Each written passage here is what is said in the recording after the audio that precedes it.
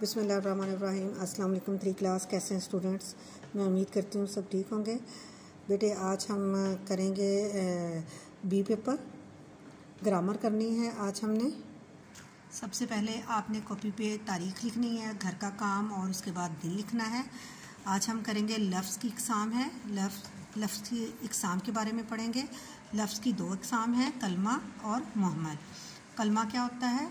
ऐसा लफ्ज़ जो बामानी हो, यानी कि जिस लफ्ज़ के कुछ ना कुछ मायने हों, उसे कलमा कहते हैं। जैसे पानी, फल, रोटी और कमरा, ये इस तरह वाले जो सही लफ्ज़ हैं उसको कहते हैं कलमा, यानी ये लफ्ज़ अपने अंदर एक मानी रखते हैं।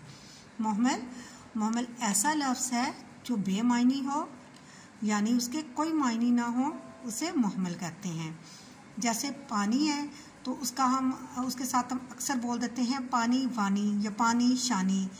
पानी वानी, वानी तो कोई लफ्ज़ नहीं हुआ, शानी तो कोई लफ्ज़ ना हुआ, तो ये क्या हुआ? ये मुहम्मल। चाय वाए, तो चाय तो लफ्ज़ है, ये सही लफ्ज़ है, इसके मायने हैं, तो ये क्या है? कलमा। और वाई क्या है? मुहम्मल है। ठीक है बेटे, आज का हमारा यही है, कलमा और मुहम्मल। ये आसान से हैं, आपने इसको समझ के याद करना है। कलमा जो कैसा लफ्ज़ होता है? जो बामानी होता है, और मुहम्मल वो होता है जो बेमायनी होता है। ओके जी, अल्लाह हाफिज़।